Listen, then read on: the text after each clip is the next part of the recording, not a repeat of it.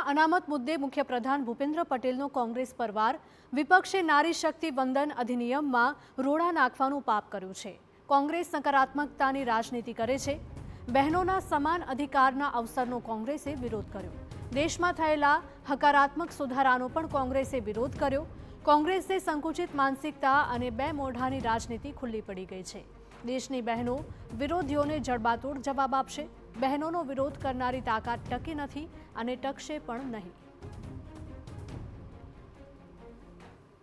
કોંગ્રેસ એનો વિરોધ કરી પોતાની સંકુચિત માનસિકતા પ્રગટ કરી દીધી છે।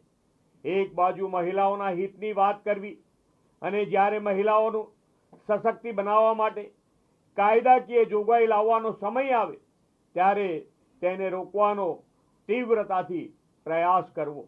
કોંગ્રેસની આ બે મોઢાની રાજનીતિ આજે લોકો સમક્ષ ખુલ્લી પડી ગઈ છે।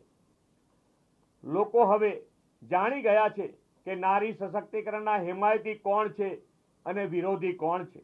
માતા અને બહેનોના એમ્પાવરમેન્ટનો વિરોધ કરનારાઓને હવેની ચૂંટણીમાં દેશની નારી શક્તિ જડબાતોડ જવાબ આપશે તે વાત પણ સુનિશ્ચિત થઈ ગઈ છે। એટલે બહેનો સામે જેણે પણ વિરોધ કર્યો છે, અત્યાર સુધીમાં આપણો ઇતિહાસ રહ્યો છે, આપણી સંસ્કૃતિ રહી છે કે બહેનોને અવગણના કરનાર કોઈ પણ તાકાત ટકી નથી, ટકવાની નથી અને ટકી રહેશે પણ નહીં।